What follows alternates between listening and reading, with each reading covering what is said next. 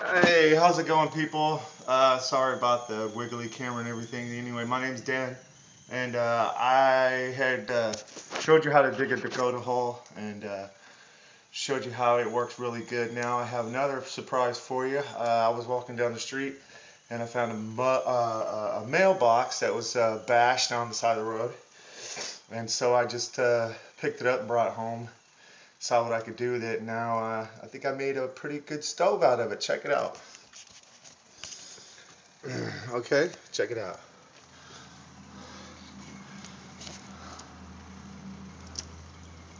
That is a mailbox stove. Underneath it, I got some of those shelf supports, and I just riveted them.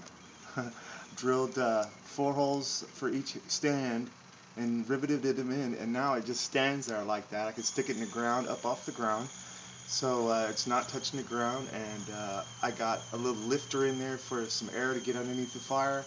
It's a little metal what do you call it, just like a grating type, really light, like wires and stuff, just up off the ground so you can get the coals lit real good. And check that out. I've had this thing burning now for about 2 hours, 2.5 hours, with it boiling like this. So it's really a hot fire, and it's a safe fire. It's definitely not a smokeless fire. I'm going to have to put a chimney on it. But it's an excellent source of heat right now, and I'm inside a building. See, this is my room. I'm inside a building. This is outside, and that's about 3 or 4 feet away from me, and I can feel the heat off of it from here.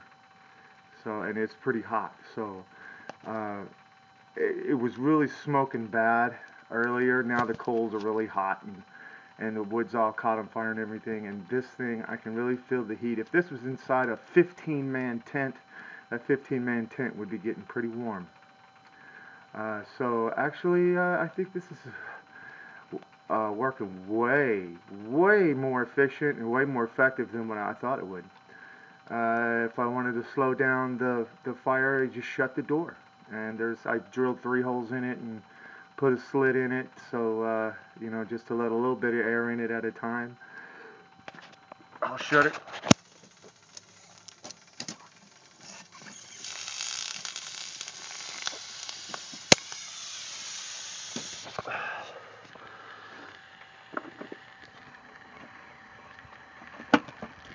Kind of had to press on this side of it because it's kind of canted a little bit because it's on a hill. So I had to press a little bit so I could shut the door. But look, it's the door's shut, and you have 3 air holes, vent hole. I don't know if you can see any fire in there, but there's fire in there, and it's really hot. It's good. It's radiant, and if you open the door more, of course, fire's going to get a lot hotter. So as you can see, the coals kind of got a little down a little bit when I shut the door. So see, that's how you control the airflow through there, so you can control the heat. And basically, that's pretty much it. These are like a couple of tiles that I found, a couple of 18 by 18s. Those tiles they put in your bathroom, but these are like spare on the side of the road. I guess somebody threw them away.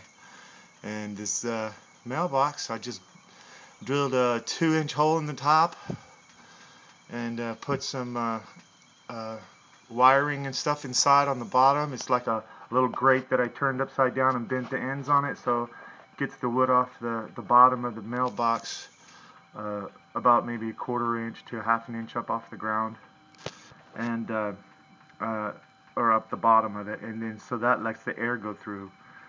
And here we are in our woods back here, and we're just burning our little fire, and this thing's been going now since about 2 o'clock. It's 4:38 now, and all I gotta do is put on a couple more pieces of little wood. I'm really surprised on how little wood it's taken so far to keep it going as hot as it's been going, and as far as long as it has. In fact, I'm very surprised on how little wood it took. And time. These are junk pieces of scrap wood that I've got, and I'm just chopping them up and, you know, just getting rid of all the scrap wood laying around the house. So I mean, just doing that and opening this window and starting this little fire out here, I got a warm room, and this is a big room. I'm not saying this thing's heating the whole room up, but I sure can feel the heat coming off of it right in here. So it is heating the room. I think it's pretty cool, and I hope you had a good time. So did I, and we'll see you next time. Check out my Dakota hole. You'll love it. It's good too. It's really good. It's smokeless, and it's very, very efficient, and very but this one here, this is not smokeless and not very efficient at all whatsoever, but it's very fast. So I just took it out, stuck it in the ground, put the wood pieces in it, and started it, and bam, there you go. The other what do you call it, Dakota hole takes about 1.5 hours to dig out and get really perfect, and then you can start chopping your wood and stuff like that. So that takes a hell of a lot longer to do the Dakota hole. This was just a wham bam, set it up, thank you. 5 minutes later the fire was going. 20 minutes later the water was boiling. It's been boiling for 2.5 hours ever since. And if I had like a 2-inch pipe coming out of the top of it with an elbow, and you know, going out the top of my 5-man tent, this would have been perfect. Wouldn't have had to start any campfire. This would have been it for the night, and I could have done it inside the tent. Okay, so take it easy. Have a good one. Bye.